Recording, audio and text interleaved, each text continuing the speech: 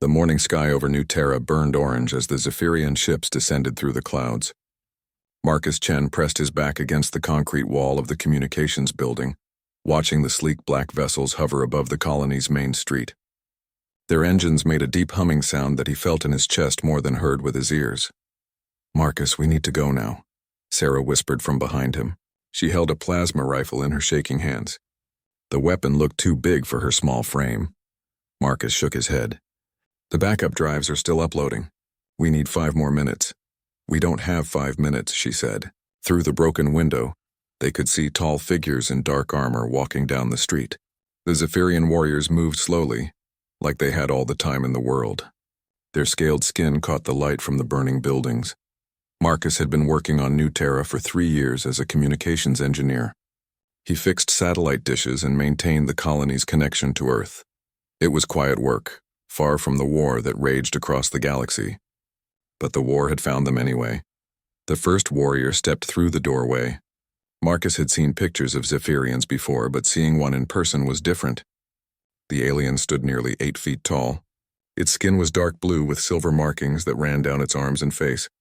Yellow eyes looked down at them without any expression. "Humans," the warrior said in perfect English. Its voice was deep and slow. "You will come with us." Sarah raised her rifle, but the warrior moved faster than Marcus thought possible. A massive hand knocked the weapon away. Sarah fell to the floor, holding her wrist. "I said you will come with us," the warrior repeated. Not a request. 2 more warriors entered the room.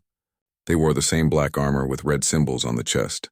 One of them looked at the computer Marcus had been using. "This one was trying to send data," the second warrior said. He spoke in the Zephyrian language, but Marcus understood some of it. He had been studying their language in his free time, thinking it might be useful someday. The first warrior looked at Marcus with new interest. "You understand our words?"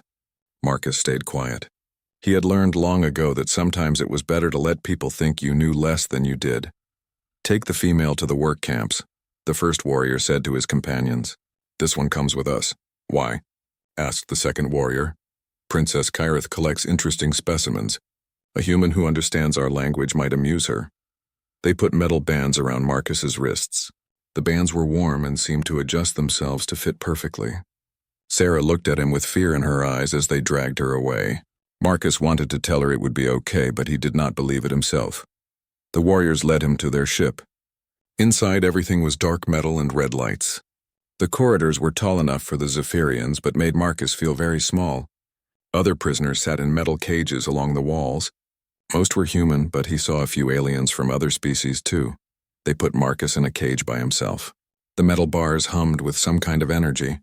When he touched them, his hand went numb for several minutes. "Don't bother trying to escape," said a voice from the cage next to his.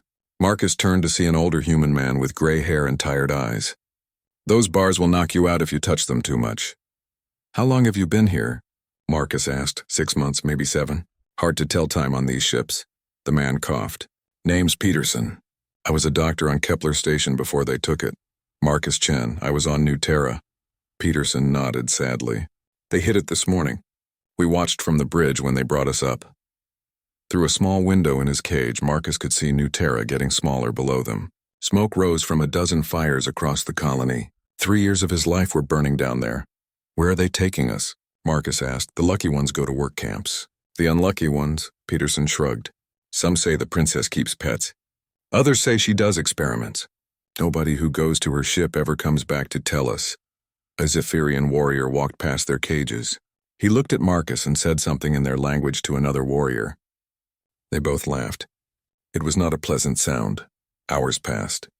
Marcus watched stars through the small window and tried to think. The Zephyrians had been winning the war for 2 years now. Their technology was better than anything humans had. Their warriors were stronger and faster than humans. But Marcus had noticed something in the communications data he studied. Sometimes human ships won battles they should have lost. Sometimes Zephyrian attacks failed for no clear reason.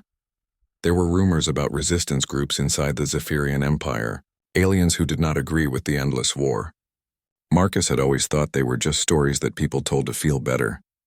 But maybe they were real. A new warrior appeared at his cage. This one was different from the others. Its armor had gold markings instead of red. and it moved with more purpose. Human called Marcus Chen, it said. You come now. The cage door opened with a soft hiss. Marcus stepped out, his legs stiff from sitting for so long. The warrior gestured for him to follow. They walked through corridors that grew wider and more decorated as they went deeper into the ship. The walls had complex patterns carved into them. Red lights gave way to softer blue ones. Other warriors they passed wore different colored markings on their armor. They stopped at a large door made of some dark material Marcus did not recognize. The warrior pressed his hand against a panel and the door slid open. Princess Kyrith will see you now, the warrior said. Marcus stepped through the door into a room unlike anything he had seen on the ship.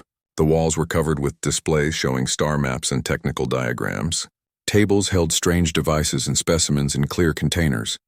Books and data tablets were stacked everywhere. At the center of the room sat a Zephyrian female. She was tall like the others, but her scales were lighter blue with silver patterns that seemed to move in the light. She wore simple dark clothing instead of armor. Her yellow eyes studied Marcus with an intelligence that made him uncomfortable. So, Princess Kyrith said in English that was much better than the warriors spoke. You are the human who understands our language. Marcus decided to take a risk. Your warriors said I understand some words. They did not say how much. The princess smiled, showing sharp white teeth.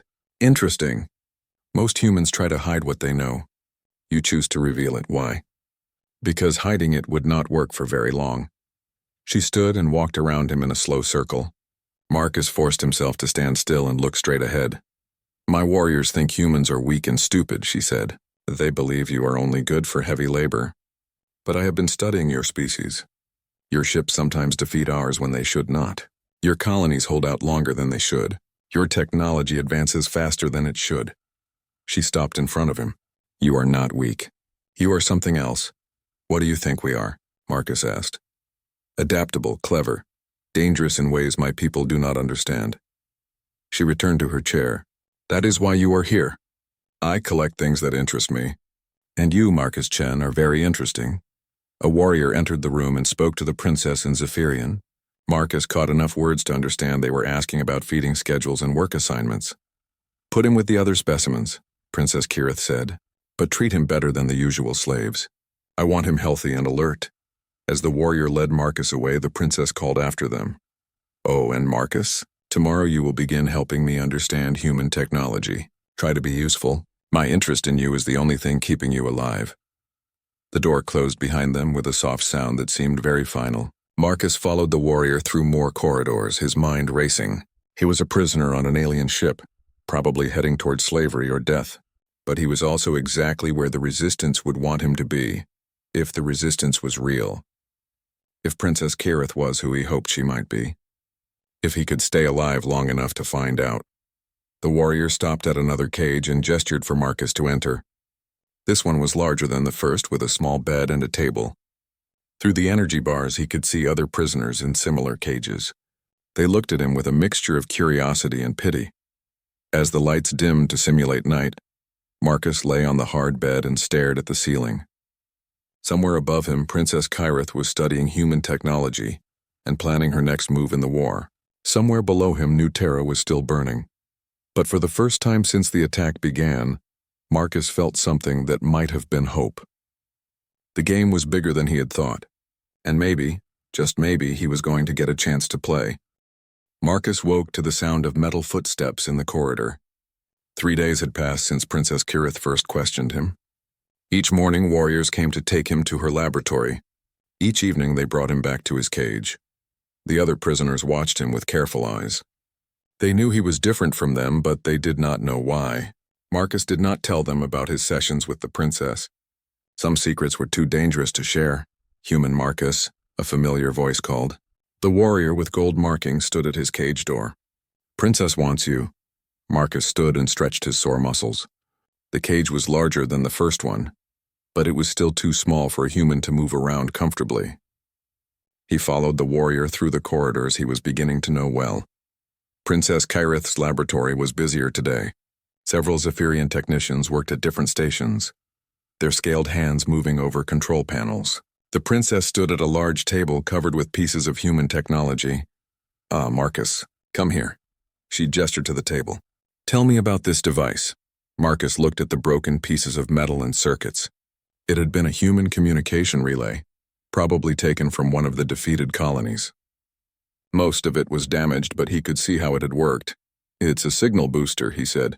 "Human ships use them to talk to each other across long distances." "Yes, I know what it does. But how does it work so well? Our similar devices require much more power and bigger components." Princess Kyrith picked up a small crystal from the wreckage. "This piece is the key, is it not?" Marcus nodded. The crystal was a quantum processor, one of humanity's best advances in the last decade. It uses quantum entanglement to compress data. Very efficient. "Show me." For the next 2 hours, Marcus explained the technical details while Princess Kyrith listened and took notes. She asked good questions that showed she understood advanced science. Marcus found himself genuinely interested in the conversation. It had been months since he talked to anyone about engineering. "Fascinating," the princess said when he finished. "No wonder your ships coordinate so well in battle. With communication like this, you can change tactics instantly." A loud alarm suddenly filled the room. Red lights flashed on the walls. Princess Kyrith spoke quickly to one of her technicians in Zephyrian, then turned to Marcus.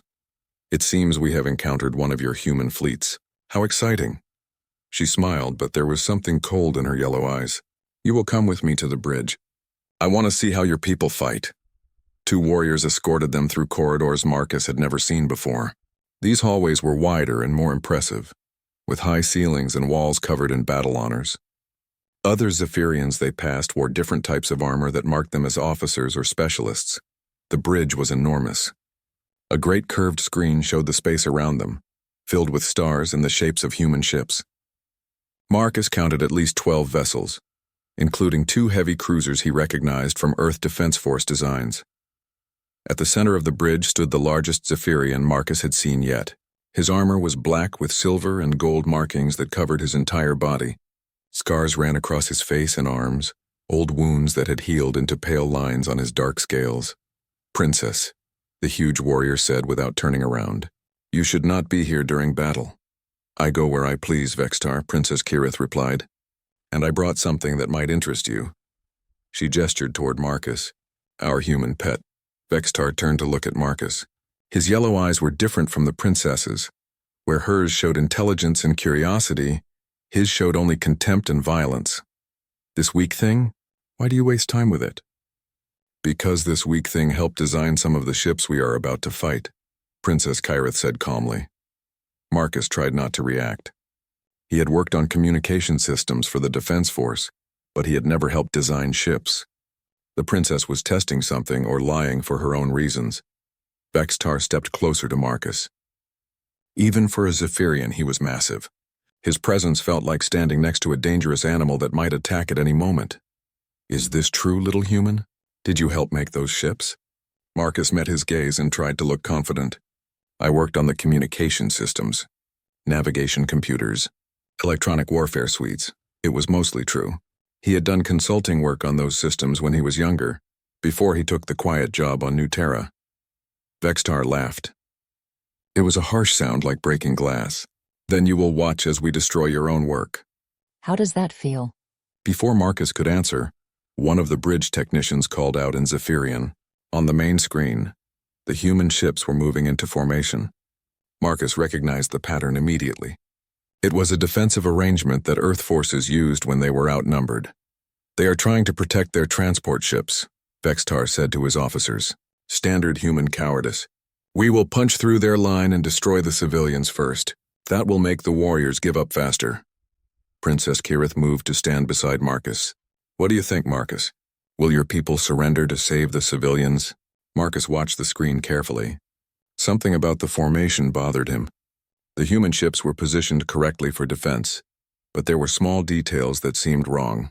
Ships slightly out of position, angles that did not quite match the standard textbook arrangement. "No," he said quietly, "they will not surrender." "How can you be sure?" Princess Kyrith asked.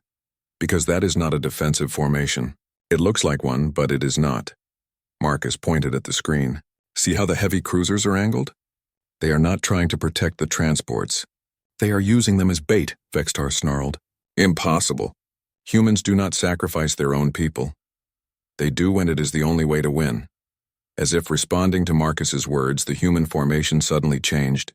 The transport ships scattered in different directions while the warships accelerated toward the Zephyrian fleet. Energy weapons lit up the darkness between them. They planned this, Princess Kareth said with what sounded like admiration. They wanted us to attack the civilians so we would bunch our ships together. The battle was fierce but short. The human ships fought with desperate skill, using tactics Marcus had never seen before. They coordinated their attacks perfectly, striking at the same targets from multiple angles. 2 Zephyrian vessels were destroyed before Vextar's fleet could respond properly, but the Zephyrians were stronger and better armed. One by one, the human ships were overwhelmed. Marcus watched good ships and brave crews die on the screen, their lights winking out in the cold space. When it was over, Vextar turned to Marcus with satisfaction. "Your people fought well. For humans, but they still lost." "Yes," Marcus said. "They lost this battle." "This battle?" Vextar stepped closer. "What do you mean?" Marcus gestured at the screen, where the scattered transport ships were jumping to faster-than-light travel. "Those transports are not carrying civilians. They are carrying information. Data about your ship movements, your tactics, your technology. By now that information is being transmitted to every human fleet in this sector." Princess Kareth looked at the screen with new understanding. The entire battle was a reconnaissance mission. "A very expensive one," Marcus said. "But humans are good at paying expensive prices for important information." Vexitar's face darkened with rage. "You are lying. Check your communication intercepts. Look at the data those ships were transmitting before they jumped away." Marcus kept his voice calm even though his heart was racing. "Your technicians will find I am telling the truth." For a long moment, the bridge was silent except for the quiet sounds of the ship's systems. Then Vextar spoke to one of his officers in rapid Zephyrian. The officer worked at his console for several minutes before reporting back. "He says the human transports were indeed transmitting large amounts of data." Princess Kareth translated for Marcus's benefit. "Detailed scans of our ships and weapon signatures." Vextar's massive hands clenched into fists. "This changes nothing. We are still stronger than they are you?" Princess Kareth asked. "If they can sacrifice an entire fleet just to gather information, what else might they be willing to sacrifice?" "They are weak," Vextar insisted. "They hide behind tricks because they cannot face us in honest battle." "Honest battle," Marcus repeated. "Is there such a thing in war?" Vextar moved faster than Marcus expected. A huge hand grabbed Marcus by the throat and lifted him off the ground. Marcus struggled to breathe as the Zephyrian's grip tightened. "Perhaps I should show you how Zephyrians fight honest battles. Little human. Put him down, Vextar." Princess Kareth's voice was calm but carried clear authority. "He mocks us. He should be punished." He answered my questions truthfully. "That is what I asked him to do." The princess stepped closer. "Put him down now." For a moment, Marcus thought Vextar might ignore the order. The big warrior's yellow eyes burned with hatred, but finally he released his grip and Marcus dropped to the floor, gasping for air. "You protect this creature too much, Princess," Vextar said. "It will make you weak. And you underestimate our enemies too much. That will make you dead." Princess Kareth helped Marcus to his feet and gestured for one of the warriors to escort him back to her laboratory. As they left the bridge, Marcus could hear Vextar giving orders to his officers. The tone was angry and frustrated. Back in the laboratory, Princess Kareth poured Marcus a cup of water from a dispenser near her desk. The alarm klaxons screamed through the ship at the worst possible moment. Marcus was deep inside the Zephyrian vessel's maintenance section, supposedly fixing a communication relay but actually mapping the ship's critical systems. 2 weeks had passed since the first human fleet battle, and Princess Kareth had given him increasing freedom to move around the ship for his repair work. "All warriors to battle stations," Vextar's voice boomed through the ship's speakers. "Human fleet detected. Large formation approaching." Marcus quickly closed the access panel he had been working on and tried to look like he was doing normal maintenance, but his heart raced as he realized what this meant. The Resistance had told him to expect a signal when the time was right. A large human fleet attacking this particular ship could only mean one thing. It was time. A Zephyrian warrior found him 10 minutes later and escorted him back to his cage. But instead of locking him inside, the warrior received new orders through his communication device. "Princess wants you on the bridge," the warrior said with obvious disapproval. Now, the bridge was chaos when they arrived. Officers shouted reports in Zephyrian while tactical displays showed dozens of human ships approaching from multiple directions. This was not a small reconnaissance fleet like before. This was a full battle formation with heavy cruisers, destroyers, and support vessels. Vextar stood at the center of it all, his massive form radiating confidence despite the odds. 15 human ships against our fleet of 8. They must be desperate to attack us with such small numbers. Those are not small numbers, Princess Kyrith said quietly. She stood at her usual position near the main display, but Marcus noticed her posture was tense. Those are 3 full battle groups. The humans do not commit that much force unless they are very sure of victory. Let them come, Vextar growled. We will show them the price of challenging Zephyrian might. Marcus moved closer to Princess Kyrith, pretending to study the tactical display. In a low voice that only she could hear, he said, "You should order the ship to retreat." She turned to look at him with surprise. "Why would I do that?" "Because this battle is not what it appears to be." Before Princess Kyrith could respond, the human fleet split into 3 groups. Instead of charging directly at the Zephyrian ships, they began moving in a complex pattern that would surround Vextar's fleet from multiple angles. Clever, Vextar admitted, but they are still outnumbered and outgunned. The first exchange of fire lit up the space between them. Energy beams and missile trails crossed the darkness as both fleets opened up with their long-range weapons. The Zephyrian ships had stronger shields and more powerful guns, but the human ships moved faster and worked together with perfect coordination. Marcus watched the battle develop and felt a cold certainty settle in his stomach. The human ships were fighting exactly as he had hoped they would. More importantly, they were fighting exactly as he had told them to fight. For 2 weeks, Princess Kyrith had questioned him about human tactics and technology. She thought she was gathering intelligence about human capabilities, but Marcus had been very careful about which information he gave her.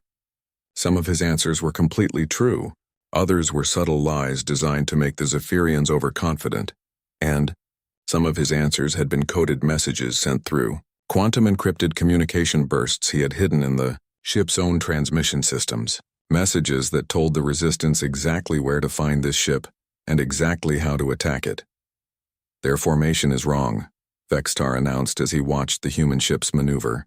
"They are leaving their flanks exposed. Order all ships to concentrate fire on the leading group." "Wait," Princess Kyrith said sharply. Something is not right. But Vextar was already giving orders. The Zephyrian ships turned to focus their attack on the closest group of human vessels. It was exactly what Marcus had known they would do, because it was exactly what he had told the Resistance they would do. The moment the Zephyrian fleet committed to their attack, the human formation changed. The ships that had seemed vulnerable suddenly accelerated away from the Zephyrian guns, while a second group of human ships appeared from behind a small asteroid. They had been hiding there waiting for this exact moment.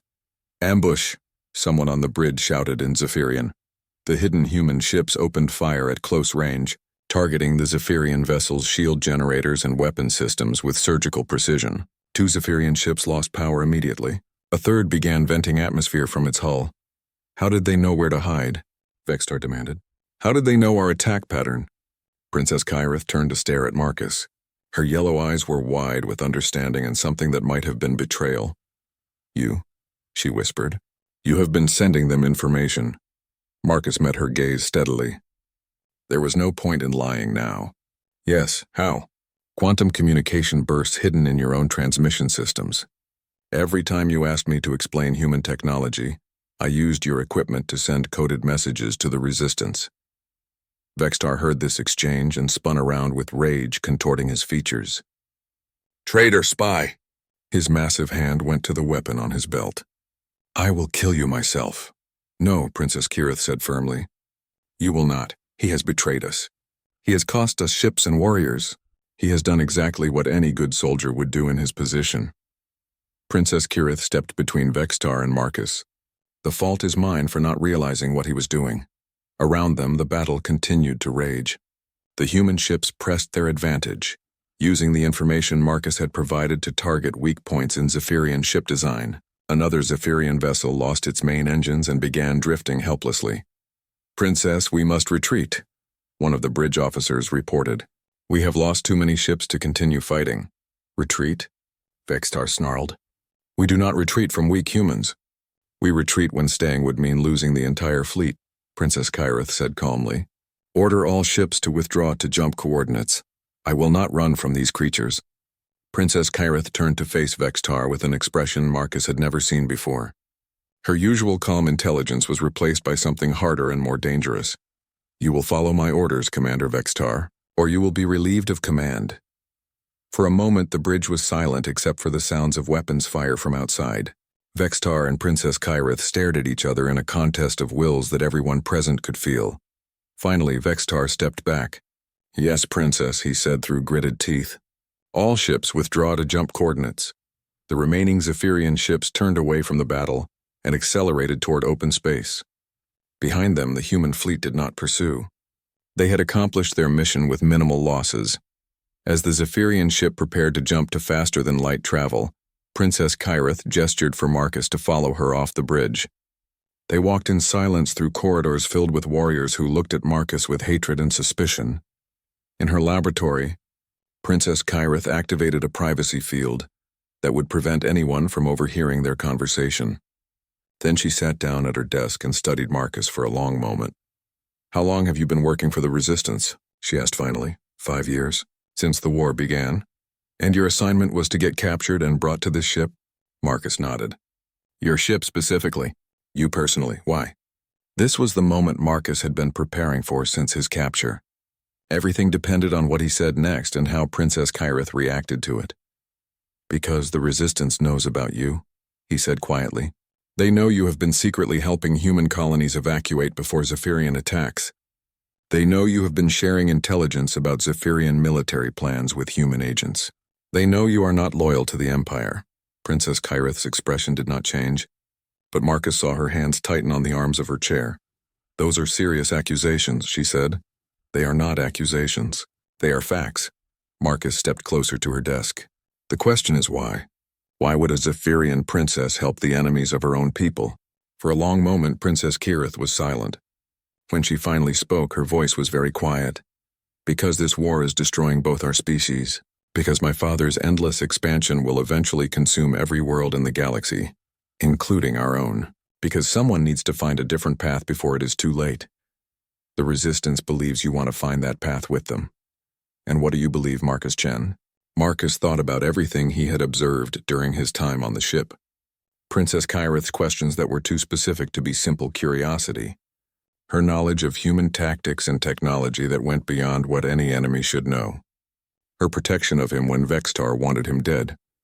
I believe you have been waiting for this moment as much as I have, he said. Princess Kyrith smiled sadly. Then you are either very perceptive or very naive. Possibly both.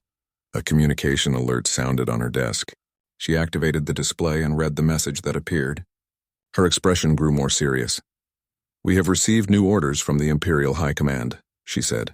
This ship is to join a massive fleet gathering at the edge of human space. Vextar believes it is preparation for a final assault on Earth itself. The interrogation room was a stark metal chamber deep in the ship's security section.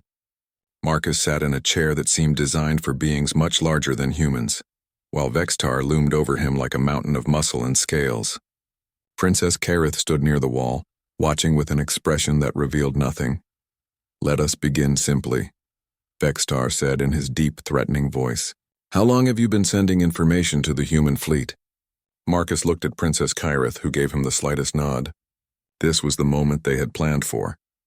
Since the day I was brought aboard this ship, Marcus said clearly. But I was not working alone. Vextar's yellow eyes narrowed. Explain. Someone on this ship has been helping me. Someone with access to communication systems and classified information. Someone who knew exactly what intelligence the Resistance needed. Impossible. No Zephyrian would betray the Empire. Marcus met Vextar's gaze steadily. Princess Kyrith has been feeding information to the human Resistance for over 2 years. The silence in the room was complete. Vextar slowly turned to stare at Princess Kyrith, who remained perfectly calm. That is a very serious accusation, Vextar said slowly. It is not an accusation, Marcus continued. It is a fact. She has detailed files on Zephyrian military operations, Ship design specifications, battle plans, communication codes, everything she has been collecting for the Resistance. Vextar's massive hands clenched into fists. Princess, tell me this creature is lying. Princess Kirith stepped forward calmly. I cannot tell you that, Vextar. Because it is true. The explosion of rage that followed shook the entire room. Vextar roared in fury and smashed his fist into the metal wall, leaving a deep dent. His guards stepped back in fear as their commander lost control. You dare betray your own father? Your own people? I dare try to save them, Princess Kirith replied. This war will destroy the Empire as surely as it destroys our enemies. Someone must find a way to end it before there is nothing left. By helping weak humans, by finding allies who understand that some things are more important than conquest. Vexitar drew his weapon, a massive energy pistol that could kill a human with a single shot. But instead of pointing it at Marcus, he aimed it at Princess Kirith. You will be executed for treason. Both of you? I think not, Princess Kirith said calmly. She touched a control device on her wrist, and the interrogation room's light suddenly changed from red to blue. The effect on the guards was immediate. Instead of supporting their commander, they turned their weapons on Vextar himself. The big warrior spun around in confusion. What is this? This is what happens when you serve an empire that has forgotten the difference between strength and brutality, Princess Kirith said. These warriors follow me because they believe in a better future. Traitors. All of you. Vextar fired his weapon at one of the guards, but the Zephyrian was ready. He dove aside as the energy beam scorched the wall behind him. The other guard shot Vextar in the shoulder, spinning the massive warrior around. The choice is yours, Vextar, Princess Kirith said, as her ally kept his weapon trained on the wounded commander. Join us in building something better, or die defending something that is already doomed. Vextar clutched his wounded shoulder and glared at her with pure hatred. I will never betray the Empire. Then you will die for it. The loyal guard shot Vextar twice more in the chest. The huge warrior fell to his knees, then crashed forward onto the metal floor. His yellow eyes stared at nothing. Marcus stared at the body in shock. You killed him. He killed himself, Princess Kirith corrected. By choosing loyalty to a corrupt system over the welfare of his own people. Alarms began sounding throughout the ship. Princess Kirith spoke quickly to her guards in Zephyrian, then turned to Marcus. That was the signal. My supporters throughout the ship are moving now to secure critical areas. But Vextar had loyal followers too. This ship is about to become a battlefield. What do you need me to do? Help me reach the bridge. If we can control the ship's communication systems, we can coordinate with the human fleet and complete our mission. They left the interrogation room and moved quickly through corridors that echoed with the sound of weapons fire. Princess Kirith led them through routes that avoided the main pathways. But twice they encountered groups of loyalist warriors who opened fire immediately. The princess's guards were skilled fighters, but the loyalists had superior numbers. Marcus found himself crouched behind a damaged bulkhead while energy beams flashed over his head. How many warriors support you? He asked during a brief pause in the shooting. About half the ship, Princess Kirith replied, but the loyalists control most of the heavy weapons and the security stations. A new sound joined the battle noise, the deep rumble of the ship's engines changing power. Through a nearby window, Marcus could see stars moving past at strange angles. Someone is changing our course, Princess Kirith said with concern. If the loyalists reach the engine room, they could jump this ship away from the rendezvous point. Then we need to move faster. Marcus pointed to a maintenance access panel in the corridor wall. I can get us to the bridge through the service tunnels. It will be faster than fighting through every corridor. Princess Kirith nodded. Do it. The maintenance tunnels were cramped and dark, barely large enough for a human to crawl through. For the taller Zephyrians, it was an uncomfortable squeeze, but the tunnels bypassed most of the fighting, allowing them to move quickly toward the bridge. They emerged from an access hatch near the command center to find chaos. The bridge was split between two groups of warriors firing at each other from behind improvised barricades. Smoke filled the air from damaged equipment.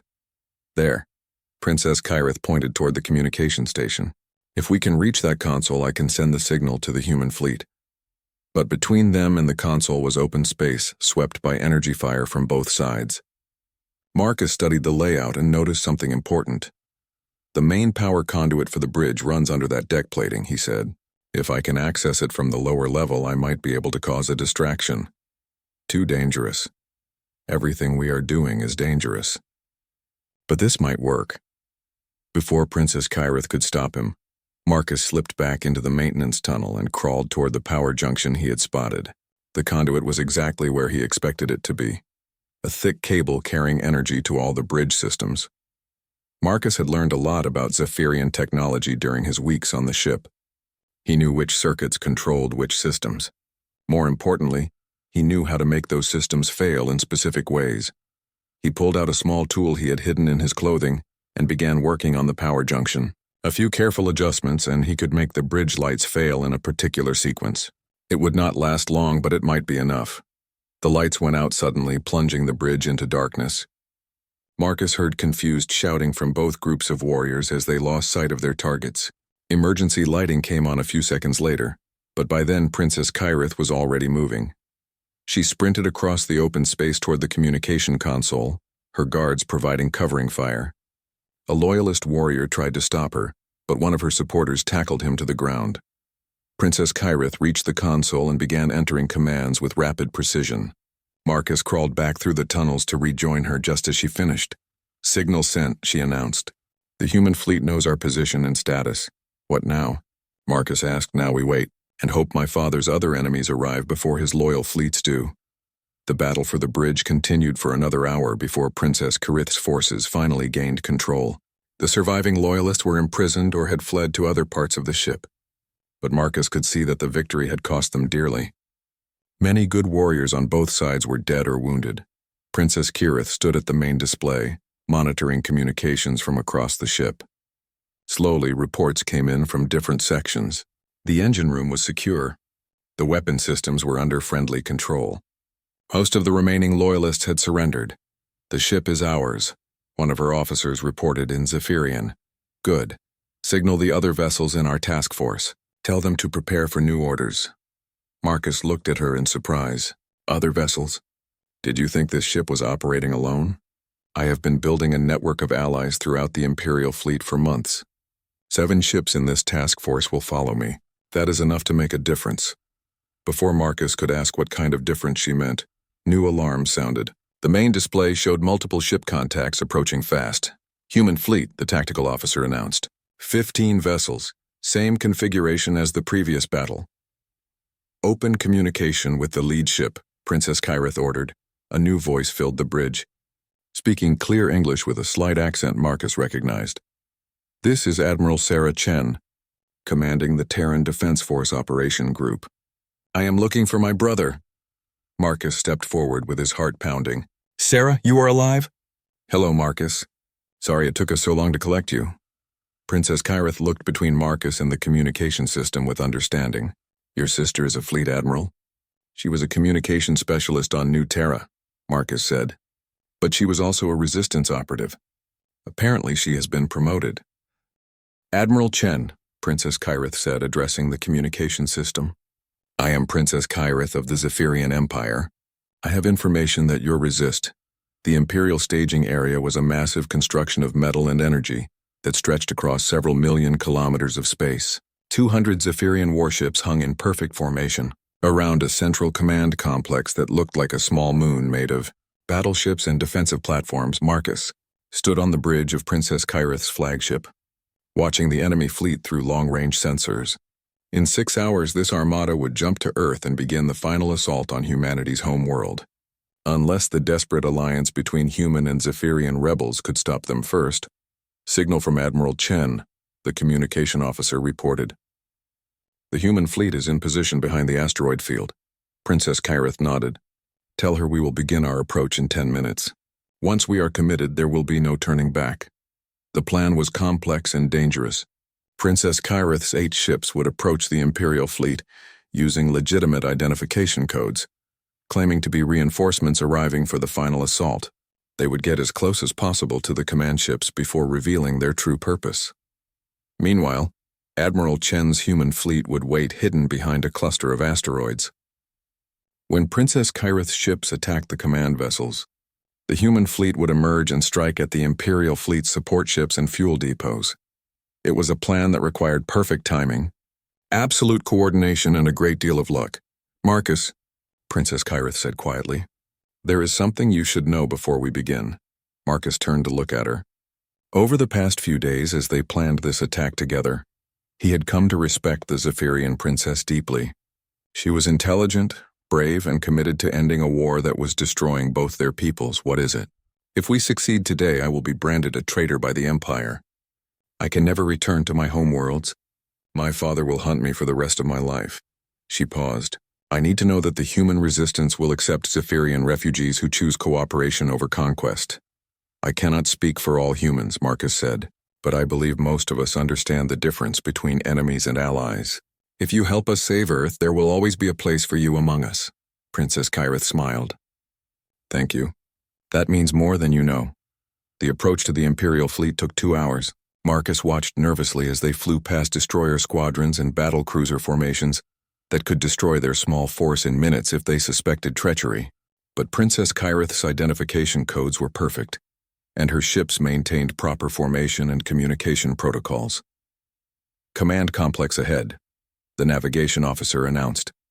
Central command ship is the large vessel at the center of the formation. Through the view screen, Marcus could see their target. The Imperial command ship was enormous, easily 5 times the size of any vessel in Princess Kyrith's force. It bristled with weapons and defensive systems that made it look like a floating fortress. How are we supposed to destroy something that big? Marcus asked. We are not going to destroy it, Princess Kyrith replied. We are going to capture it. Marcus stared at her in shock. Capture it? The command ship controls the communication and coordination systems for the entire fleet. If we can take control of it, we can send false orders to the other ships. Confusion will spread through their ranks faster than any weapon could destroy them. It was an audacious plan that would require Princess Kyrith's forces to board and seize the most heavily defended ship in the Imperial fleet. But Marcus realized it was also the only plan that might actually work. Permission to dock and transfer personnel. Princess Kyrith transmitted to the command ship as they approached. Permission granted, came the reply. Docking Bay 7 is open for your use. Princess Kyrith's ship moved slowly toward the massive command vessel. Around them, the rest of her force took positions near other important targets. Communication relays, fuel depots, and coordination centers. Signal Admiral Chen, Princess Kyrith ordered. Tell her we are beginning the operation. Marcus felt the ship shudder slightly as it connected to the command vessel's docking bay. Through the internal monitors, he could see Princess Kyrith's warriors preparing to disembark. They wore the armor and insignia of regular Imperial troops, but they carried weapons and equipment suited for ship-to-ship combat. Boarding parties ready? The tactical officer reported. Execute, Princess Kyrith commanded. What followed was the most chaotic hour of Marcus's life. Princess Kyrith's warriors swarmed through the command ship, moving with practiced efficiency toward critical control points. At the same time, her other vessels began their own attacks on Imperial support ships and defensive platforms. The surprise was complete, but it did not last long. Within minutes, the Imperial forces realized they were under attack from within their own formation. Alarms screamed throughout the massive fleet as ships scrambled to respond to threats they had not expected. Human fleet emerging from asteroid field, sensors reported.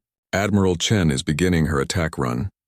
Marcus watched the tactical display as 15 human ships accelerated toward the Imperial formation. They moved in perfect coordination, striking at fuel depots and supply vessels with surgical precision. Explosions lit up space as critical infrastructure began to fail, but the Imperial fleet was not helpless. 200 warships began turning their weapons toward the attackers. The firepower they could bring to bear was enough to destroy entire planets. Princess, the tactical officer called urgently. Imperial ships are beginning to coordinate a counterattack. If they establish a proper formation, our forces will be overwhelmed. Then we must prevent them from coordinating, Princess Kyrith replied. Status on the command ship boarding operation. 60% of critical areas secured, but we are meeting heavy resistance near the main bridge. Princess Kyrith made a decision that surprised everyone on her bridge. I am going over there personally. Marcus, you are with me. That is too dangerous, one of her officers protested. Everything we are doing is too dangerous, but someone needs to ensure we capture that bridge before the Imperial forces can mount an effective defense.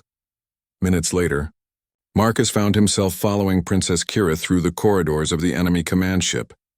Around them, The battle raged as Zephyrian fought Zephyrian in a conflict that would determine the fate of both species.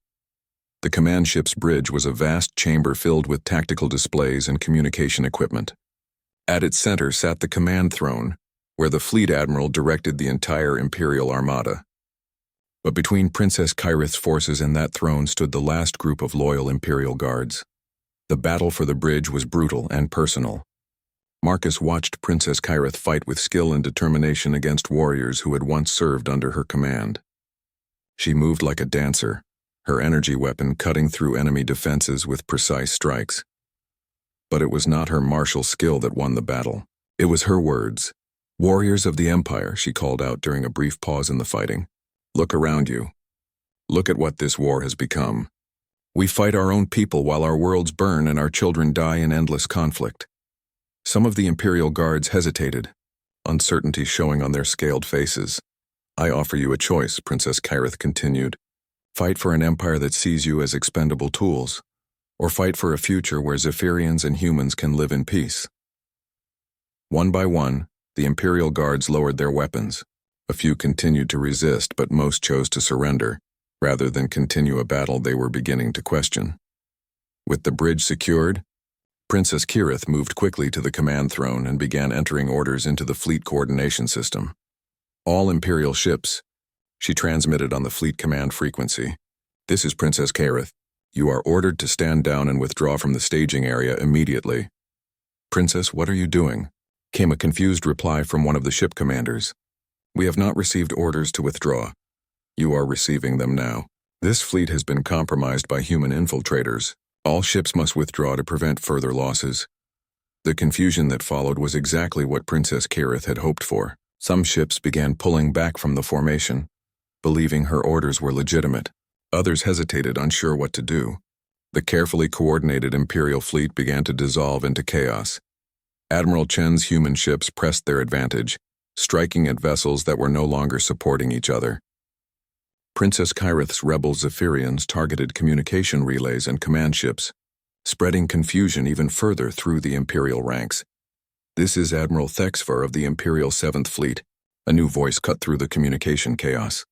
"Princess Kyrith is a traitor acting against Imperial interests. All ships are ordered to ignore her commands and destroy the human vessels immediately."